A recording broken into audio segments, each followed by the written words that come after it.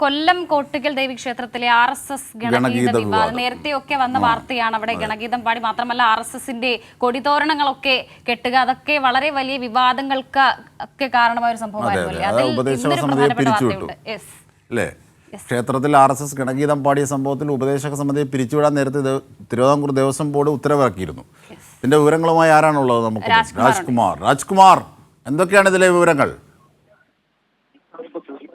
തന്നെയാണ് ഇത് കഴിഞ്ഞ ആഴ്ച ഉത്സവത്തിനോട് അനുബന്ധിച്ചാണ് ഇതിലൂടെ ബജ്രംഗൽ ദളിന്റെ കൊടികളും മറ്റു തോരണങ്ങളും കെട്ടി അമ്പലത്തിന്റെ ആചാരാനുഷ്ഠാനങ്ങളെ പോലും അവര് അപമാനിക്കുകയും അവഹേളിക്കുകയും ചെയ്യുന്നത് ഒരു രാഷ്ട്രീയ ഇതിന്റെ അല്ലെങ്കിൽ RSS എന്ന് പറയുന്ന ഒരു സംഘടനയുടെ ഒരു സ്ഥാപനമാക്കി ഇതിനെ മാറ്റുകയായിരുന്നു അക്ഷരാർത്ഥത്തിൽ.